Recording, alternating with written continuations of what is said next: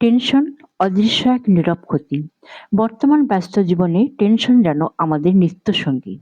কাজের চাপ, পরিবার, ভবিষ্যৎ চিন্তা সব মিলিয়ে আমরা অনেক সময় বুঝতেই পারি না এই মানসিক চাপ ধীরে ধীরে শরীরের উপর কতটা খারাপ প্রভাব ফেলছে।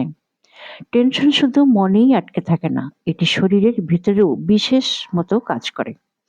অতিরিক্ত টেনশনে মাথা ব্যথা, উচ্চ রক্তচাপ, হৃদরোগের ঝুঁকি, হজমের সমস্যা, ঘুমের ব্যাঘাত, এমনকি রোগ প্রতিরোধ ক্ষমতাও কমে যেতে পারে। সবচেয়ে ভয়ের বিষয় হলো দীর্ঘদিনের টেনশন আমাদের স্বাভাবিক জীবনযাপন ও আনন্দ কেড়ে নেয়। আমরা ধীরে ধীরে নিজের অজান্তেই অসুস্থ হয়ে পড়ি। মনে রাখবেন, টেনশন সমস্যার সমাধান নয়, বরং নতুন সমস্যার জন্ম দেয়।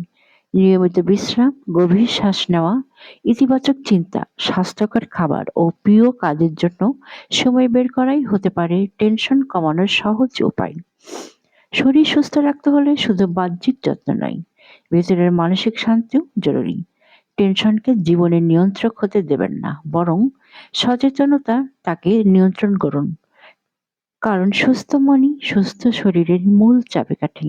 সোহানা ওয়েলনেস বিশ্বাস করে স্বাস্থ্য মানে শুধু রোগমুক্ত থাকা নয়, মানসিক শান্তি ও সুস্থ জীবনধারা গড়ে তোলা। সুস্থ থাকতে, ভালো থাকতে আমাদের সাথেই থাকুন। Bangladeshi blogger Sohana wellness. Thanks for watching.